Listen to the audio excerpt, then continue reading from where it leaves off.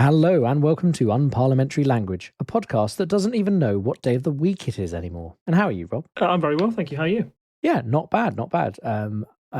Just as you say, carrying on at home. Not 100% sure what day of the week it is, except for the fact it's Pancake Day. That's the only reason I know it's Tuesday as we record, because I have a pancake just off to the side that I didn't manage to finish in our pre-show roundup. So I will make sure to remove any awkward noises I make. It's okay. I was shocked when my wife informed me that it was Pancake Day today, because I was not aware that any of that was still happening.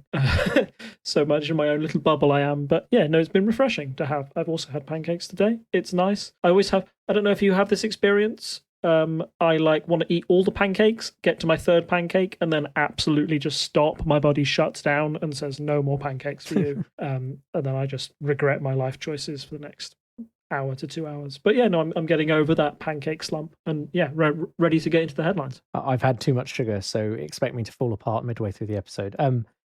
Moving on to those headlines, we mentioned last time that we'd lost access to our lovely headline website. Turns out there's a new BBC website, not a BBC website, but a page on the BBC site that gives us the rundown of the papers. And just having a quick look at that, it has a history. That's really good. That's what I like to see. So that's really good. So we're going to put that link in the show notes and in the chat, and you will be able to follow the headlines with us in the future, which is great. So let's move on into our first headline. So from the New York Times, Trump acquitted of inciting insurrection, even as bipartisan majority votes guilty. Yeah, this is the news that Donald J. Trump has been sort of acquitted for the second time in his presidency. He will not be impeached formally. In both times, the trial sort of stopped in the Senate, where it is a requirement that if you want to impeach a president, you need at least a 2/3 majority. We've known for like a week or two now that I think the Democrats were always going to fail to pass this hurdle. There were a couple of key votes that happened before the trial even went ahead. One of which was, can you even impeach a president outside of his term, essentially? That was a pretty close vote in the Senate, but it just passed. Once that was sort of decided that the trial could go ahead, but you knew that most of the Republicans weren't up for impeaching the president, you always knew that the Democrats were going to struggle. What I think were the big talking points about this whole impeachment trial in the Senate was how much more detail we got about that insurrection at the Capitol on January 6th. There was a lot of eyewitness accounts, a lot of footage, a lot of detail about how the protest, sort of like minute by minute details of how this protest unraveled and ended up going into the House of Representatives in quite shocking detail. Secondly, I think maybe one of the things that stood out for me was just like quite how poor the defense argument was from the Trump side. I don't know, did you see any of the video of that defense lawyer, his opening statement at all? Because that was the thing that grabbed like the headlines first day. Yeah, I've seen some clips, essentially. I haven't watched it in full. But yes, it seems kind of, I mean, my kind of overview of it was the Democrats have come ahead and been like, here's a load of information you didn't know about, like how close they got to certain senators, things like that, which it should be really worrying to the American public and make them really take stock. And almost like their strategy was to try and, maybe worrying they won't win the impeachment, but, try and win the popular understanding of what happened that day by sharing all these details, which will be televised to the nation. And then the Republican guy kind of stood up and went like, I mean, so we had like, it's kind of weird because the defense lawyer for Trump was like, oh no, this is all like rubbish, trying to throw it out. And then you had the counterpoint of Mitch McConnell, who kind of said, yes, he totally did all these terrible things. We just can't impeach him.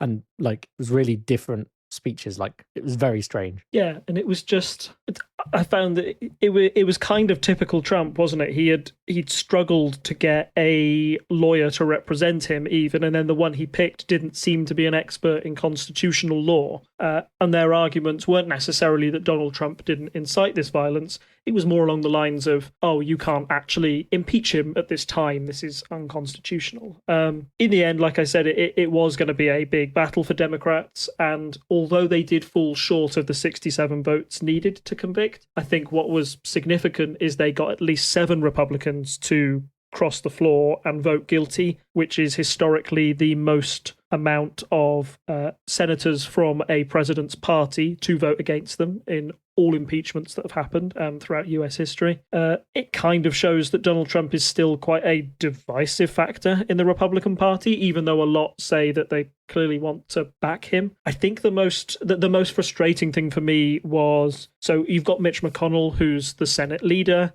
He came out and said, actually, I do think that Trump probably did incite those people, but I couldn't vote guilty because he's not president anymore. And if we'd done this while he was president, I would have happily voted guilty. But gosh darn it, we had to do it afterwards. To which I kind of say Mitch McConnell was one of the leading forces in the Republican Party to make sure that this vote happened after Donald Trump was out of office. There was a huge kind of it'll be super divisive. You might incite more riots if you impeach him before he goes out. So I felt like Mitch McConnell you can't have it both ways. If you did think he was guilty, then you should have pushed for the trial to happen when you said it was legal to get him out. It's very Mitch McConnell, right? We've seen, I know we previously spoke about the Supreme Court decisions that he's been involved in. So pushing back at the end of Obama's term so that the Democrats couldn't get another Supreme Court justice in place, and then completely doing the opposite thing at the end of Trump's term when Ruth Bader Ginsburg passed away. So, this is exactly how he works. But, it seems very transparent. But if the right clips are getting out there to the public, actually, this is the thing, for people following it, you can see what he's doing. But if you're just the average person in the public who sees the sound bites on the news, you probably get the impression that he's always on the right side, if you see what I mean, which I think is what he's trying to portray. It doesn't take long to realize that he is playing both sides in all of these arguments very shrewdly. But I think the average person just seeing a few sound bites might be like, oh, okay, I agree with that. Oh, I agree with that. And without not putting two and two together, they're 2 weeks apart and it's his fault. Yeah, very much so. I think this just I think this is the last thing. I was joking with my wife earlier about this podcast that we've got 3 topics at the moment: Trump, Brexit, and coronavirus. And trust me, those other 2 are coming up, don't you worry. But I feel that this is sort of the thing that draws the line under the Trump presidency definitively.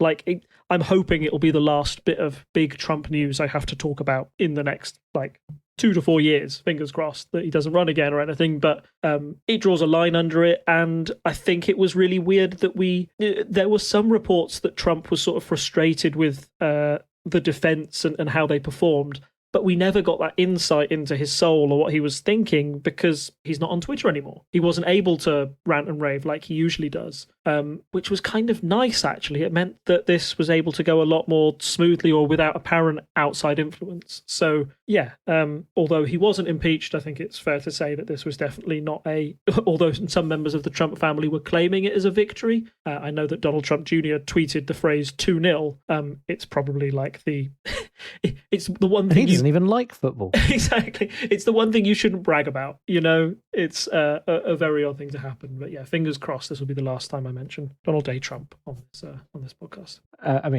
What a suggestion that we won't have to talk about Trump again. I imagine we will be completely wrong by next time. He'll do something ridiculous, I'm sure. So moving on through our 3 topics, we're on to COVID next. So from the Metro, 15,062,189 reasons to cheer.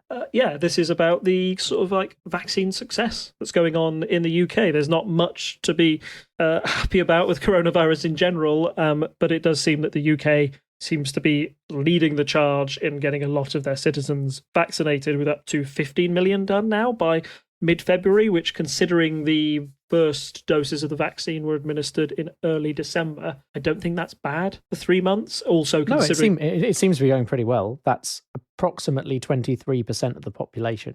I know we're going to go into this a bit more, but it seems really good, right? Well, yeah, no, it just seems massive to me. Are there loads of old people I didn't know about that make up that percentage of the population? Obviously there are, but it's just because obviously they're prioritizing not only hospitals, but the elderly, the over 90s, the over 80s. I don't know where they are in their chain of who they get to vaccinate. But it just seemed like a really high percentage for me, where I was like, oh, I don't know that many friends who have been vaccinated. Clearly they are doing the majority of the elderly population. Yeah, having just Googled it because I was intrigued, there are 1.4 million staff in the NHS.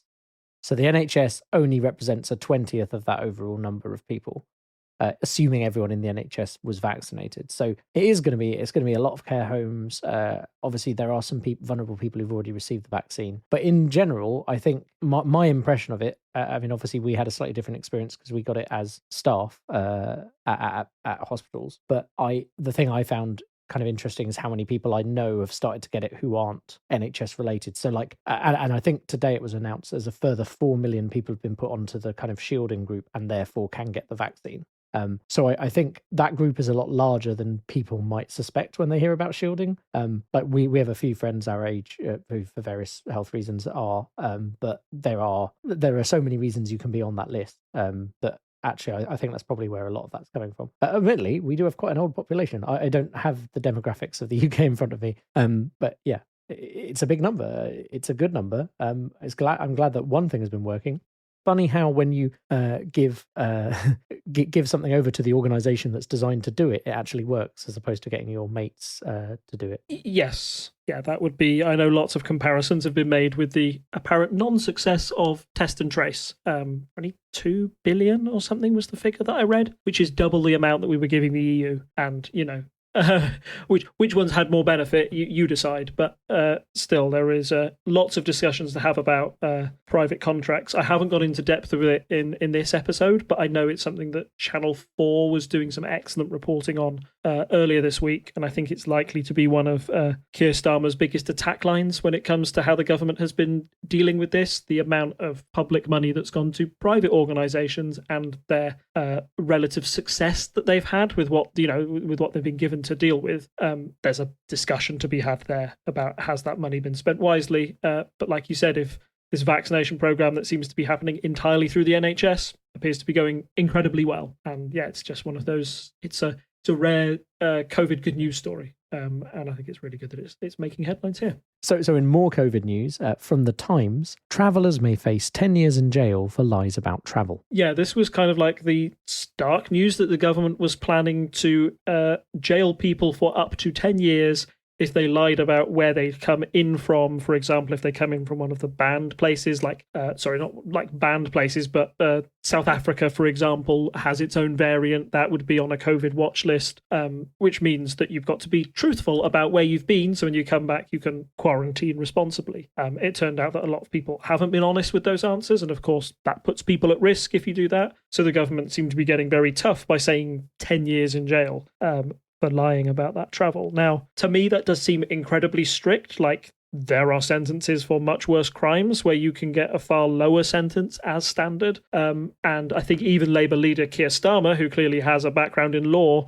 said that he could sort of like sniff like a headline figure for that when it's not. It's clearly a scare tactic. It's unlikely that the government will ever actually enforce or lock anybody away for 10 years. And things being as they are, I don't think I've heard of a single person getting to court and having that sentence imposed on them. If the day comes when they do, I think it will be quite shocking for people. But it does seem to be more a case of the government trying to deter people, but they might not actually enforce it to that severity. I don't know what you'd have to do to get 10 years for lying that you'd been to Portugal, unless you came home and coughed over everyone deliberately.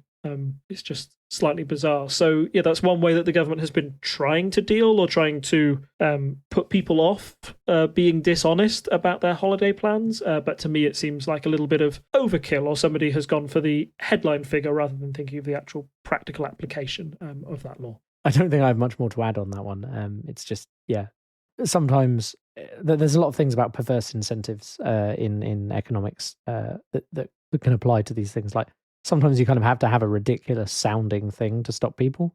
But obviously, many jokes have already been made about the people.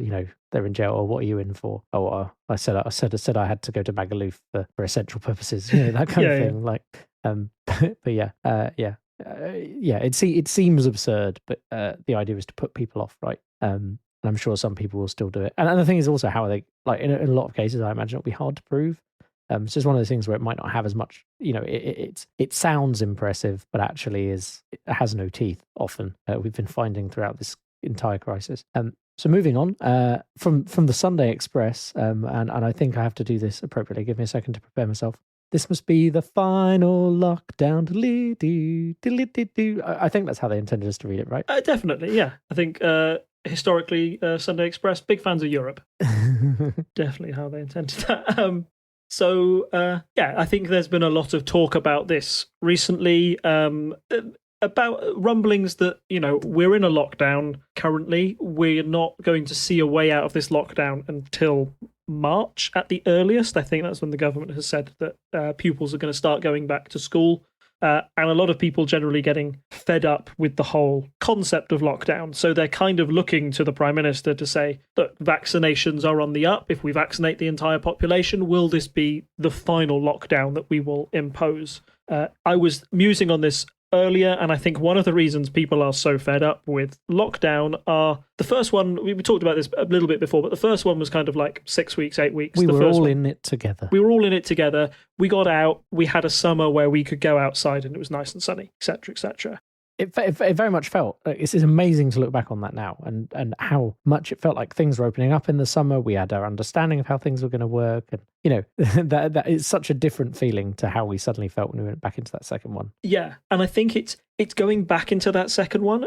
Part of me feels that second one happened at the start of November, right? And that was the lockdown to save Christmas. Or that's how it was marketed anyway. And then we came out of that early December and straight into a tier system. Now, I don't know what tier you were in where you live, but it must have been like tier 3, tier 2.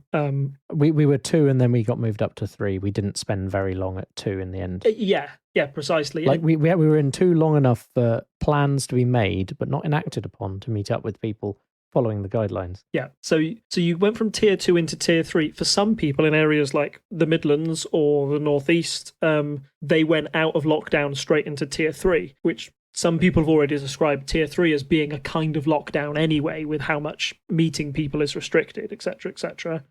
Then as it was coming up to Christmas, I think the tiers around us got ramped up, and then we were obviously Christmas plans were cut from 7 days to 1 day, and we were announced that we were going into another national lockdown in January. So kind of from, particularly if you've been living in London, which I think was under tier 4 over Christmas towards the end, you've kind of been in a perpetual lockdown since November in some way, shape or form. And I can totally see how, if it's gone on for that long, like a quarter of a year, with a lot of those restrictions in place, that's way more restrictive than what we had in the summer, for example, that people are starting to get fed up of it. Clearly it's needed. Clearly we need to get the R rate down. And of course we had that massive spike over December, which proved that, a lockdown was the only way to deal with this. And it might be that those lockdowns have had to be extended because of the new variants of COVID that have come out that seem to be even more infectious and keep the R rate high. But still, I do think that has affected the general mood in the country and a general feeling of, I really quite like this lockdown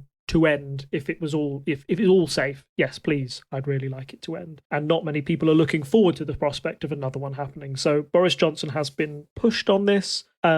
He says he would like it to be the final lockdown, but in true Boris fashion was unwilling to commit. I think that's probably a fairly sensible move for him. You can't look into the future. You don't know where outbreaks are going to be. And, I don't think anybody could have predicted the variants that happened in December and the need for a more extended lockdown. I think we all could have maybe predicted that infections were going to go up over the winter period, and stress on the NHS would be quite big over the winter period, as it always is. But yeah, I think this push for a final lockdown, I can totally see where people are coming from, but I think it does have to be balanced with this kind of caution and the fact that lockdowns do work. They've been proven to get the R rate down.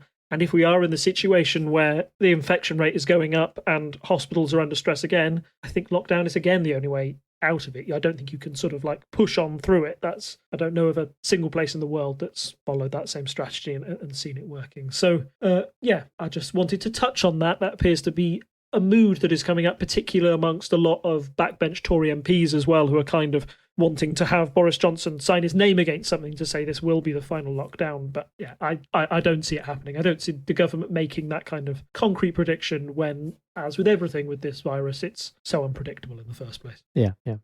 One thing I want to add on that is that I've been avidly following the estimated infection level in the Zoe app, which I think you may be aware of. It's the COVID-19 app where you self-report when you feel like you have symptoms in the. I mean, it's been used for all sorts of useful things, including like working out the fact that the loss of smell is an important symptom. And I was avidly following it as I watched us coming out of 2 weeks since we went into this new lockdown. It was coming down, and 2 days ago we got down to the level we were at after that second lockdown, and I was like, this is great. And so it's sad that I am to report that it started rising again, and I don't know what happened 2 weeks ago. Like, I don't know if maybe it was a snow day or something, but it seems like there was a pickup, but I can't draw to my mind anything that changed about my life 2 weeks ago. I was in lockdown and I stayed in lockdown, so it's interesting to see. So hopefully that is a momentary blip and it continues to go down. But yeah, I was hoping to be able to say, oh, look, it's looking really good. But now with 2 days after that lowest point in a while, it seems like it's going back up again, which is slightly concerning. Sorry, that's a bit of a downer. No. Let's move on to the main story, which I'm sure will make everyone very happy. So on into our main story tonight, Brexit 1 month on. So where are we? I know we talked about this when we were talking about the inauguration and all those other things that we did want to kind of touch on Brexit a bit. We did have some headlines, but I think it's time we had a proper deep dive into what it's like. I mean, the world didn't entirely collapse when we left the EU, did it? But I think we've had some teething problems. Yeah, I think that's fair to say. And I just wanted to take this opportunity to look over a number of factors that now we've had a month out of it. I think the government can't just say, oh, this was just a blip or this is very short term. We can have more of this appears to be a trend and it's going this way when it comes to Brexit. We've had a couple of disputes with the EU, etc., etc. So I thought it was just worth going into a bit more detail with those. So yeah, if you want to kick us off with our first factor. Of course. I mean, so we've already talked about it a bit with people having their illicit ham sandwiches taken off them as they approached the border, lest they be taken into the EU, and also lots of form filling for various lorry drivers. So how are the borders faring, and how's this trade going on at the border?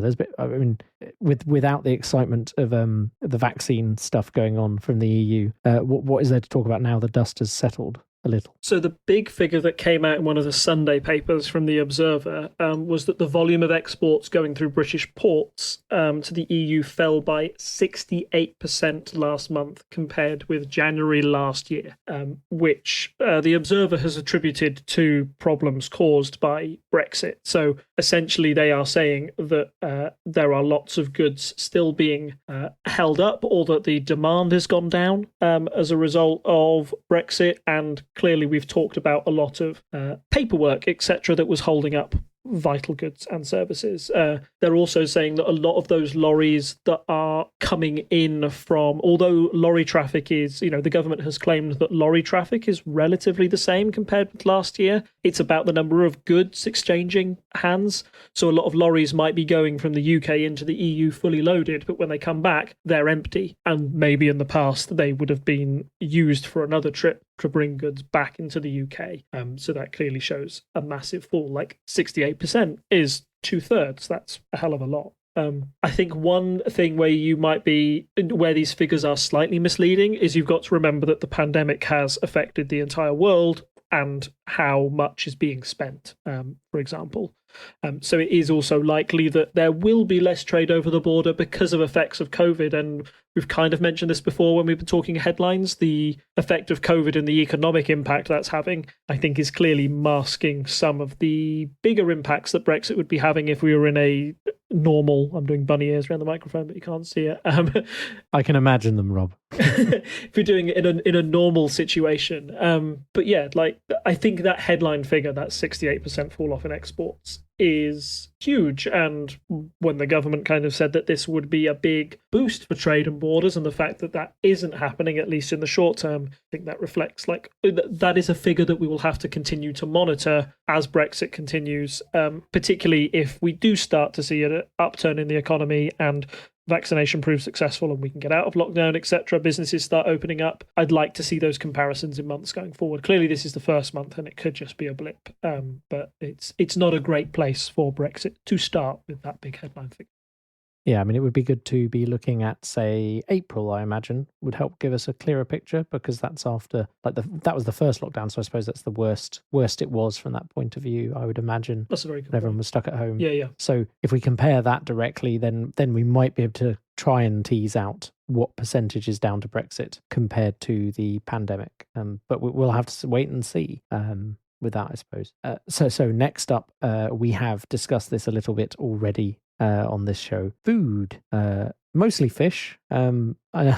I know we talked about it before the deal was signed, how there was all this attention being paid to fish. But I feel, despite all the attention being paid to fish, it hasn't really worked out from the government's point of view, having been protested already by all the various fishermen's unions with their lorries. Yeah, not at all. And the fact that the government has had to set up a £23 million fund to try and help compensate fishing firms, it kind of shows where we are as a country with how we think this deal has affected some industries, most clearly fish, but also, other, we talked about those cheese sandwiches being taken from lorry drivers. It's those kind of products, the meat, the dairy going through, they appear to have been slowed down in their transit by the huge amount of paperwork that is required to get those products in and out of the EU. I think I just wanted to highlight not only the fact that, that food is going off, clearly it's time sensitive, which means that it's very frustrating for people to have to deal with a lot of paperwork to get that through borders. But one of the big selling points was always about Brexit, that it would cut EU red tape. Like, there was a lot made of, we follow these bizarre EU rules and regulations. If we get out of this group,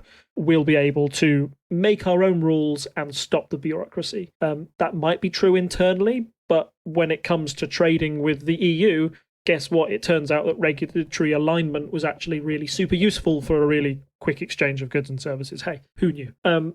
So it's almost like a single market designed entirely around the idea of trading goods and services. It's good for such a thing. Yeah, who can say? Who can say for certain? But not us, clearly. clearly.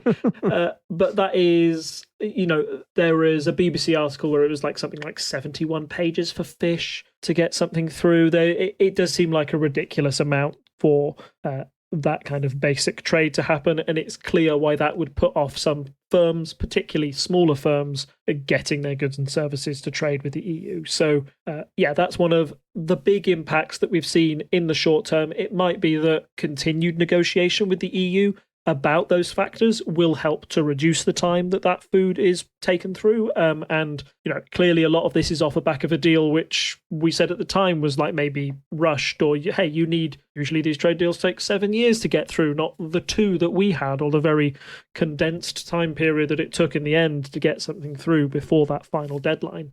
These problems may be ironed out, but I think it's true that in the short term, the deal that Boris Johnson was able to negotiate at the end of last year clearly is having a big impact on those meat, dairy, fish industries that are trying to get their goods to the EU. Yeah, and it's I know we touched a bit on the bureaucracy there, but it'll be interesting to see, like, any change in bureaucracy is going to cause problems. And from the articles I've read, it seems like there were some misunderstandings going around, and you would imagine that as companies get used to dealing with it, and yes, there's more friction, but you would expect the negative impact of that bureaucracy to come down over time. But the question is, how much is the cost? Because I saw some stories saying that you now have to hire, you basically need someone to just do the admin for one of these companies, which means finding another employee. And so that's obviously an additional cost and an entire employee's worth of time to handle all that bureaucracy. Yeah, and it depends on, and then that reflects on the size of your business, right? If you're a relatively large business, you probably could afford to employ those extra people.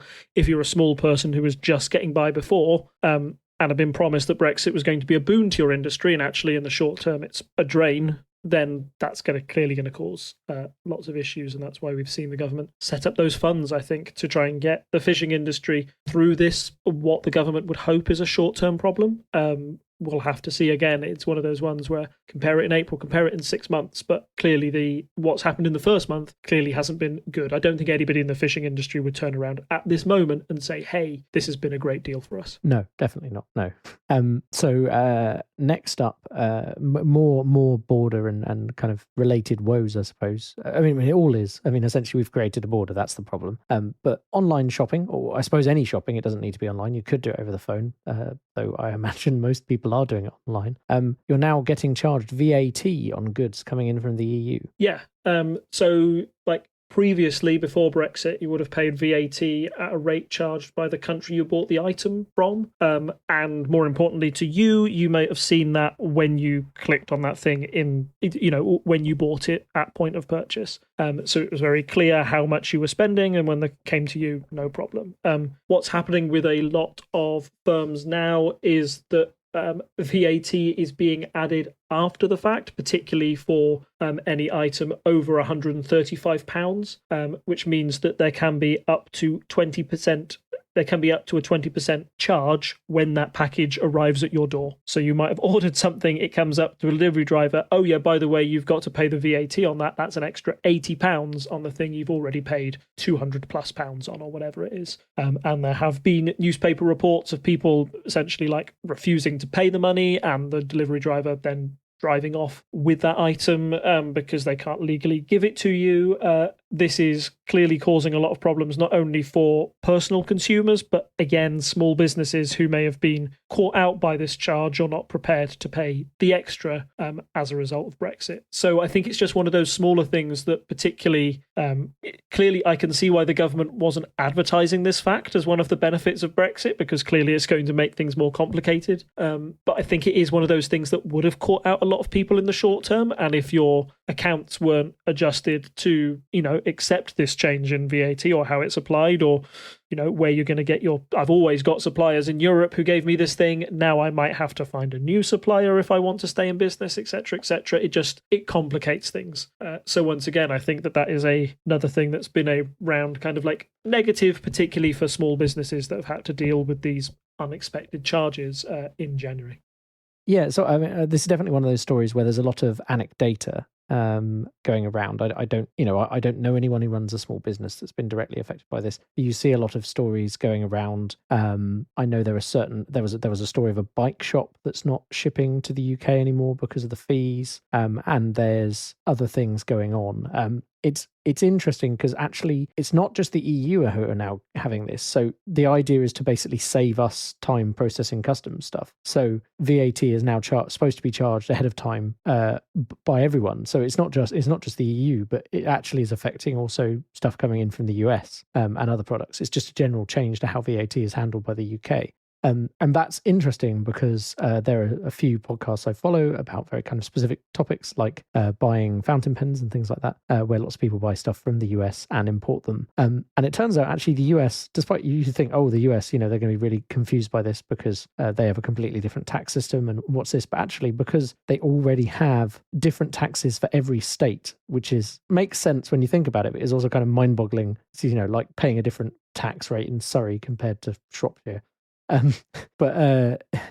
That because they already do that, a lot of US websites have said, this is really easy to do. It's the same system. We just know that your rate is 20%, as opposed to other places might be 11.5 or whatever. At least we don't have a weird percentage like some states do. So that's an interesting kind of part of it, where this is kind of an overall change, but it does kind of feel like we're trying to offshore the handling of this bureaucracy and just be like, just pay it in advance, sort it out for us. And obviously, as we said before with the previous point about food as well, it's those smaller businesses where they can't necessarily employ someone to do the overhead. I mean, if you're on the right kind of payment platform already, there's probably a built-in way of handling it that can just be rolled out. But if you're not using that, if you're a smaller business, maybe you're just accepting PayPal or something like that. I don't know which companies have already implemented fixes, but that's where the problems are going to lie. And it's definitely affecting certain things. I mean, I also have a hobby of board games, and that's something where people would buy a lot of board games across from the EU. You might play the roulette of if the euro is at the right point, then you can get a game a lot cheaper by importing it. And so obviously stuff like that has changed. The thing is, what kind of so many things in the economy are interlinked. It's really hard to see what effect that's happening at this stage. Yeah, totally. It's one of those things that will balance out. Maybe it's just that shock of, I didn't know this was coming in. I think it is particularly shocking for people who have stuff arrive at their door and like, I've got to pay more, like where that fee hasn't been applied in advance. That's a massive shock. But I think you're right. If it's just applied generally for everyone, like also of US goods, etc., then hey, it might just be something we get used to, but it's on top of everything else. It just seems like it's added extra confusion into the mix. Yeah. No, yeah. I mean, any extra confusion, any extra friction, I think that's what it is. It's all these little things, and they're building up and up. and then you end up with a whole problem, because it's fine if you have a little bit of friction somewhere maybe, but if there's friction all over the economy, suddenly you can start to have a slowdown. I mean, and that's on top of what's happening from coronavirus right now, as we say, which is masking things somewhat. So the other thing, I believe we've had an effect with financial services, because there was a big discussion about what would be agreed with the EU with regards to financial services just before the deal was signed. And so my understanding is that some businesses are going over to Amsterdam, and Amsterdam is lapping up business that we previously had. Yeah, so basically financial services and how they were managed wasn't dealt with in the Brexit deal at all. It was kind of said, we can do our own thing. But it's clear that investors have been making their money talk and moving more of their trading of shares from London into Amsterdam and other EU locations. There's quite a good graph in that link that I've sent you that shows how much this has changed between December and January of this year. So in December, you had Amsterdam doing about 2 billion worth of shares and London doing over 14 billion.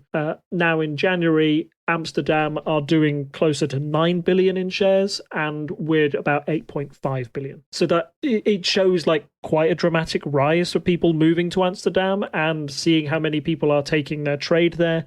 It does appear that, at least in financial circles, there does seem to be some impact of Brexit and how people manage their money or where they want their money to move through. Now, again, as with all of these things that we've discussed, it might just be a short-term effect. That's just 1 month. And, if Britain can get its act together, or if investors get less jumpy about the impact of Brexit, they may decide to move back to London as their traditional place to trade shares. However, it's clearly It's clear that lots of investors have changed their mind about where they want to do business, and we've already discussed in previous podcasts how it was official advice from civil servants that actually it would be easier for businesses in the UK to do deals with the EU if they had some business presence within the EU in the first place. So, yeah, I think, again, it was one of those things that was touted as a big boom, that Britain might be able to become the Singapore of Europe. We can have a special set of economic rules that being out of the EU allows us to have, and therefore investors will flock to us. In the short term, that certainly doesn't seem to be the case, and the financial sector is one of the biggest employers in London. It's seen as one of the crown jewels, I think, of how of Britain's economy and how it's able to run and how it's got certain specialisms in that area. So if we were to lose that as a result of Brexit, I don't think many Brexiteers would certainly be disappointed that had been one of the unintended consequences. Again, we've got to wait and see, but the data at the moment doesn't look great for the financial sector. Yeah, and I think it's worth mentioning. I know that the Economist podcast went in depth on this a bit more than we will be able to, but they were pointing out, this is one thing, as you say, this could be a fluctuation in the market, and you see next month that suddenly it's more normal. But there's still lots of brick and mortar banks and things in London, and those haven't gone anywhere as of yet. So it's not. I don't think necessarily people are super concerned right now that this is a death knell for the financial industry in London. It's bound to continue. It always has been a big finance centre, but we do now lose that easy access into the European financial market that we had before. So it would not be surprising over a number of years for the impact of London in that sphere to decrease. And so on to our final topic in this story, Northern Ireland and medicines. So I know we've touched on this in a previous episode and we touched on it earlier. There was quite the row between the EU and AstraZeneca, actually, and Northern Ireland got pulled into the fray. Yeah, so I think it's worth pointing out that in general, some of our concerns that we had about Brexit, that key medicines wouldn't be able to cross in between the EU and the UK and that might affect treatment, that hasn't come to fruition. So I think that's good. That's good that the deal was able to make sure that people's health wasn't adversely affected. But in kind of another twist of events, when you're talking about medicines, there's been a big row between the EU and AstraZeneca, which is the supplier of the Oxford vaccine, and how much supply that the EU is going to get. So clearly the UK has been very successful in vaccinating its population so far. And even though, I think it's the Pfizer vaccine being used to vaccinate NHS staff, or at least that's the one I know I got. I don't know if you got the same. And if you no, I did end up getting the Pfizer one because I was expecting to get the AstraZeneca one because we believed it was based on which hospital you were being vaccinated at. But then it seems like there was an issue with AstraZeneca supply on that particular day. And that's normal. Like, they basically said you get whatever you get when you turn up. So it's not surprising. But yes, I did get the Pfizer one in the end. One of our friends has ended up getting the AstraZeneca one. So I know we know a few people who have had both. Or sorry, not both. We know a few people who've had different ones. Yeah. So the AstraZeneca one, which is the Oxford one, the EU put in a big bulk order, and so did the UK. And the EU's order, unsurprisingly, is larger than the amount that the UK paid for it. And because they were able to buy in bulk more, they basically get a better price per vaccine than the UK did. However, because the UK placed their order first, they're sort of the front of the queue for receiving the vaccines that they ordered. And it turns out that AstraZeneca has had essentially a supply problem or a production problem getting as many produced as possible. And it turned out there'd be quite a big shortfall in the amount of vaccines they'd be able to supply the EU with. This caused a massive row between the two, and essentially the turn of events basically meant that the EU decided they might invoke Article 16 of the Brexit Protocol to try and restrict trade with Northern Ireland, which is kind of it's a very nuclear option to do that because at the time we were talking about it as being this, absolutely last resort option. People were saying it shouldn't be in there, but it was absolutely a last resort. And then within a few weeks of us leaving the EU, it suddenly gets trotted out. And I mean. I know this is going to be your main point in the next section, but I mean, what a bad look. Yeah, precisely. Like, it was, it's weird to, we're a fairly Remain-focused podcast. We thought that maybe it would be the UK who might bring out this as a negotiating weapon at some point. But the fact that the button was pressed so early and so readily by the EU, it was quite worrying, and certainly is quite like a bad look for the EU and the leadership of them, in general. Because the whole point of Article 16 was to make sure that there would be a smooth transition of goods and services it'd be a smooth move of goods that continue to operate under EU customs rules. And that was put in place because you have a very sensitive border between Ireland and Northern Ireland, and you want to avoid a hard border. That's why it's in place. So to have the EU trigger that, which might enforce a hard border, which then creates all types of other problems for Northern Ireland, it was worrying. Now, the fact of the matter was that they kind of threatened it, and they threatened it and said, right, we're going to do it, but nobody on their ground actually enforced those rules. And by the time the EU had basically said, we'll pull it back, we're very, very sorry that we've pushed this button, no trade had been affected. So the button was never really pushed in an actual physical sense. There was no actual impact on Northern Ireland, as it turned out. But the fact that the EU was so readily willing to consider it was concerning, and might show that there are certainly frosty relationships between the EU and the UK, and that's only likely to continue, with Northern Ireland being at the heart of this matter. I mean, Northern Ireland is already the area that I think has been affected most by the previous 5 things we've talked about. We've said that they've had trouble importing food at a level that's greater than what we've had in the UK. Like, you can't have Percy Pig sweets in Northern Ireland Marks and Spencer's, for example, because they're banned for some reason. It's too complicated to get them in. I've heard stories of people who have got dogs and travel regularly between Northern Ireland and the UK. They've had a real trouble getting pet passports or whatever it is that you require to move dogs in and out of there. Their regulatory, the things they need, if you think there are problems with bureaucracy at our border between the UK and the EU, normally their border seems to be having even more problems. So in what already is quite a delicate situation, the EU certainly made it worse by invoking Article 16, and it's a worrying benchmark for what might happen in the future between those nations. And kind of if Brexit is going to work, I know that we've the country as a whole has taken, this government as a whole has taken quite like a hard Brexity approach. But they do have to keep working with the EU for it to work. If they both go completely isolationist, then that will have an even more negative impact on both countries. So, fingers crossed that this was just a flash in the pan, and that no other action is taken. But I certainly do think that it was the EU who came off looking worse out of that in general, and the commissioner, the leader at the moment, does have some serious questions to answer about what they're going to do in future and how they're going to make up for that fall in vaccines. I think most likely, I think I saw reported today when I was researching this story, it looks like the EU are going to go to Moderna to backfill the vaccines that they would have lost from the AstraZeneca contract, which means that, hey, like, I guess it's the Oxford vaccine. So if the Oxford vaccine doesn't, if they don't fulfill their orders, or, the EU takes some of their money away because they're not fulfilling that order, then maybe that has some impact on the UK in some way. But going to another supplier probably should the EU's first move rather than threatening peace in Northern Ireland. Just saying.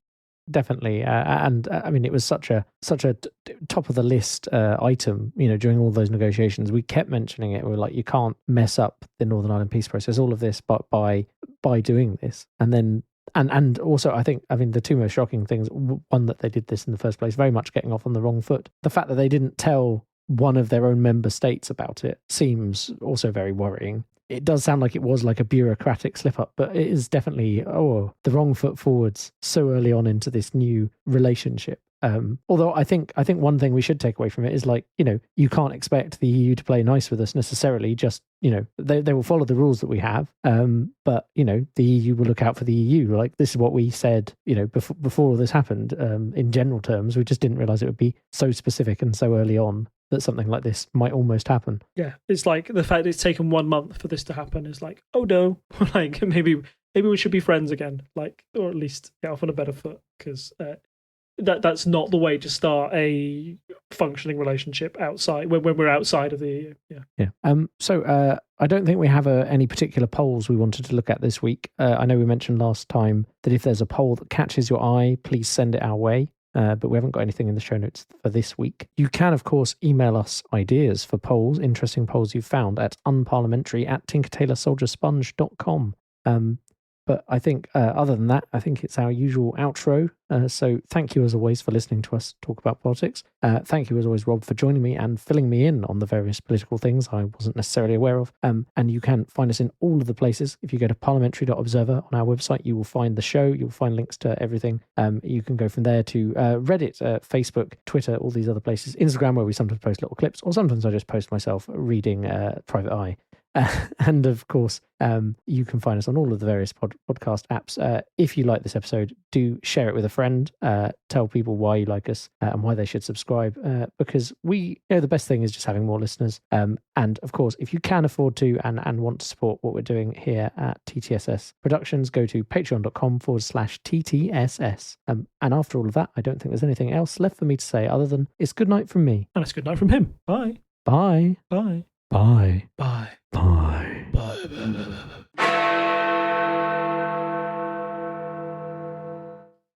Good evening and welcome to the bar. Join Dr. Wilko as he investigates the histories of your favourite spirits and your favourite cocktails while mixing you a drink at the bar. The other bars may be closed, but a podcast bar will always remain open.